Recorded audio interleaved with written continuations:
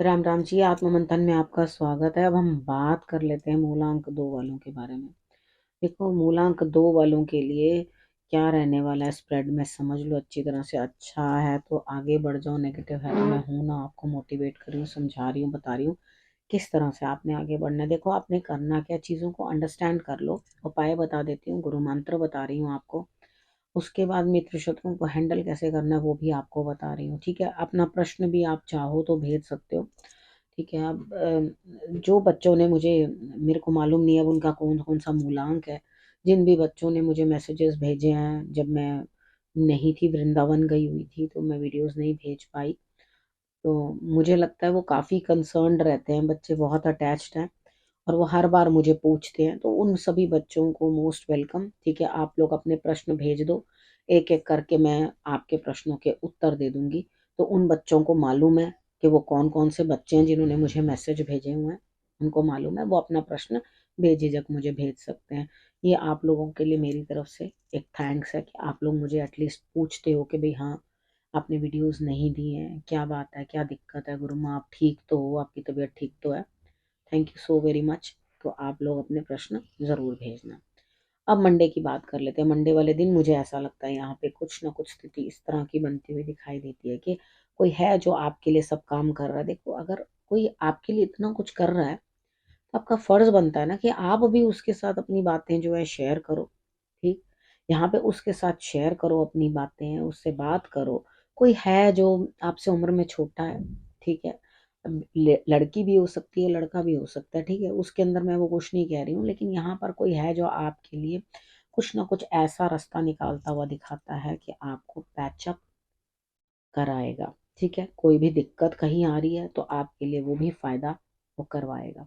तो आप अपनी जो फीलिंग्स हैं वो किसी के साथ शेयर करो, बातचीत करो, उस चीज़ के अंदर दिक्कत करने वाली कोई बात नहीं है। अब बात करते हैं ट्यूसडे की। ट्यूसडे वाले दिन मुझे ऐसा लगता है यहाँ पे स्थिति कुछ ना कुछ इस तरह की है कि यहाँ आपकी स्थिति बातचीत करने पे बनती है, यानी कि आपको बातचीत करके कुछ सिचुएशंस ऐसी हैं जो आपसे हैंडल नहीं होंगी, लेकिन आप कर लोगे, मुझे पता है। ठीक है, बातचीत करो, बातचीत करके सॉर्ट आउट करवाओ चीज़ों को, और उसके बाद जो है बढ़िया तरीके के साथ सब चीज़ें आगे बढ़ें, इस चीज़ में आप अग्रसर रहो। अब ट्यूसडे वाले दिन बातचीत, देखो दूसरों के व्यूज़ अलग हो सकते हैं, आपको सबकी बात सुननी है, समझदारी के साथ फैसला निकालना है।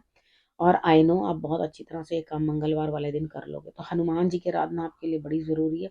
मीटिंग करो, बातचीत करो, और करने के बाद रिजल्ट्स निकाल लो। अब वेडनेसडे की बात कर लेते हैं। वेडनेसडे वाले दिन मुझे ऐसा लगता है यहाँ पे स्थिति कुछ इस तरह की है कि आप चीज़ों को बदलने की कोशिश कर रहे हो। जीत आपकी है, आप जो भी काम कर रहे हो उसके अंदर आप जीतोगे, आपके लिए रिजल्ट्स अच्छे आएंगे।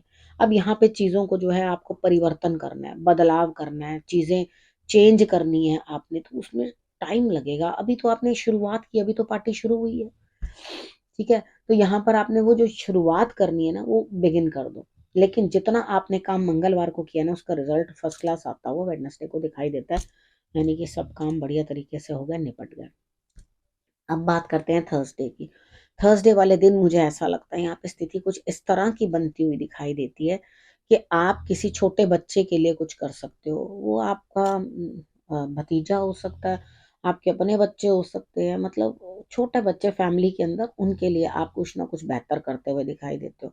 भाई मंदिर ले जाओ, मत्था टिकवाओ, उसके लिए कुछ करना चाहते हो, दिल जान से करो, बहुत बढ़िया है। ठीक है, और यहाँ पर कोई भी काम करने के लिए थोड़ा बुद्धि का लगाना ज़रूरी है।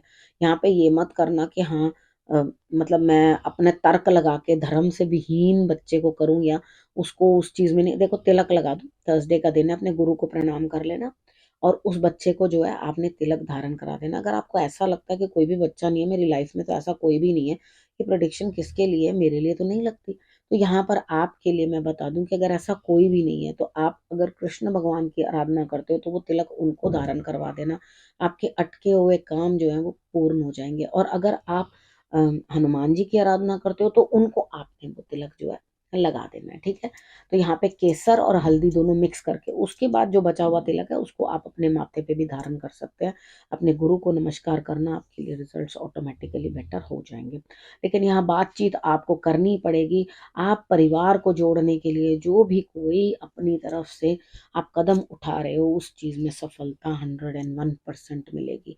अब फ्राइडे वाले दिन कोई ना कोई सेलिब्रेशन, गेट टुगेदर, मौज करते हुए यहाँ पर आपको किसी भी चीज की कोई परेशानी नहीं होती हुई, यहाँ पे मुझे ऐसा लगता है कि आप जो चाहते थे आपकी मन की मुराद पूरी होती हुई दिखाई देती है। यहाँ पे बहुत अच्छा दिन है, मौज करो, मस्ती करो, ठीक है। अब उसके बाद बात करते हैं सैटरडे की।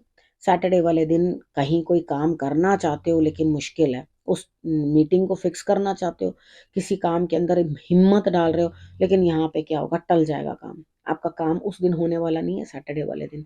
आप जितनी मर्जी मेहनत डाल दो, जो मर्जी अपने आइडियाज लगा लो बढ़िया से बढ़िया, मुझे तो नहीं लगता, ताकत जरूर लग जाएगी, हिम्मत जरूर लग जाएगी, लेकिन एंड ऑफ द डे आपका काम टल जाएगा, रीजन XYZ, ठीक है। तो यहाँ पर आपको जो है काम टलता हुआ दिखाई देता है, बेटरमेंट दिखाई नहीं दे रही, मुझे मेहनत जरूर दिखाई दे रही है लेकिन रिजल्ट बेटर आता हुआ दिखाई नहीं दे रहा। कोई बात नहीं, आज नहीं तो कल हम जो भी कुछ करते हैं ना वो उसी दिन तो हमें फल नहीं दे देता, कभी कभी वो मेहनत हमारी विफल जाती है, हमें तजुर्बा हासिल होता है उस चीज के लिए, उसी दिन नहीं मिलता तो फिर कभी सही। वहां पर डिनाई तो नहीं हुआ, इतना क्या है कि टल रहा है, ठीक है। अब उसके बाद संडे की बात कर लेते हैं। संडे वाले दिन मुझे ऐसा लगता है यहाँ स्थिति कुछ इस तरह की बनती हुई दिखाई देती है। वो यहाँ पर आप लोग जो है ये चीज जज करोगे, ये चीज समझोगे कि आपके लिए रिजल्ट्स कुछ बेटर रहने चाहिए, लेकिन आप पुरानी बातों को ले लेके अगर आगे बढ़ोगे तो वो नहीं होगा, ठीक है। थोड़ी अपनी अंतरात्मा की आवाज सुनने की कोशिश करो कि आखिर क्या मेरे लिए बेहतर है। बार बार गड़े मुर्दे निकाल निकाल उसकी बातें करते रहो, गाते रहो गाते रहो, तो गाते रहो, अपने आप को टेंशन दे रहे हो। ईश्वर आपको शांति प्रदान कर रहे हैं, कुछ ना कुछ इशारे दे रहे हैं, ऐसे करो ऐसे करो, कहीं ना कहीं से गाइडेंस आपको मिल रही है। अगर आप उसको धिक्कारोगे तो आपको रिजल्ट्स कुछ अच्छे मिलने वाले नहीं है, ठीक है। उसे धिक्कारो मत, उस बात को सुनने की कोशिश करो, ईश्वर की वाणी को समझने की कोशिश करो, तभी आपके लिए रिजल्ट्स जो हैं वो बेटर होंगे, ठीक है। समझ में आई। अब हम बात कर लेते हैं गुरु मंत्र की। गुरु मंत्र में यहाँ है, देखो आप डर रहे हो अंदर से, आपको लग रहा है ओहो ऐसा ना हो जाए, ओहो वैसा ना हो जाए, तो यहाँ चीजों को समझने की कोशिश करो कि आपको अपने डर के हटाना है और आगे बढ़ना है, यानी डरना नहीं है। जितना डरोगे उतना ज्यादा और ही डराए जाओगे, तो डरना नहीं है, आगे बढ़ो, कुछ नहीं होगा, देखी जाएगी जो हो जाएगा, ठीक है ना। तो हम बैठे हुए हैं ना, तो आपने ये चीज सोचकर आगे बढ़ जानी है। गुरु आपको हमेशा सही मार्ग दिखाते हैं, आपको गलत नहीं बताते, तो समझो यहाँ पे क्या है, आप नकली मत बनो। यहाँ पे जो मन में है ना, मतलब सामने वाले से कोई अटैचमेंट नहीं है, लेकिन फॉर्मेलिटी के लिए एक दिखानी है कि भैया हमें तो इससे काम पड़ेगा, वो काम मत करो। अगर आप किसी से सच में दिल से प्यार करते हो तो उसको दिखाओ, और अगर नहीं करते तो दूर हो जाओ ना, नाटक क्यों करना झूठा, ठीक है। तो यहाँ पर इस डर से निकलो कि सामने वाला बंदा हमसे तो रिश्ता तोड़ देगा या कुछ हो जाएगा, XYZ, या मैं फंस जाऊंगा किसी काम के अंदर, या मुझे आगे कर दिया जाएगा। तो यहाँ पे नकली नहीं बनना, असली बनना है, क्योंकि ईश्वर यही चाहते हैं कि आप प्रिटेंड नहीं करो, और जो जेन्युइनली आपके मन में किसी के लिए है वो ही आप शो करो, ठीक है। अब आपने करना क्या है, आपने रखना है अपना और अपनों का बहुत अच्छे से ध्यान, और फिर से मेरे आने का करना है इंतजार। तब तक के लिए नमस्कार।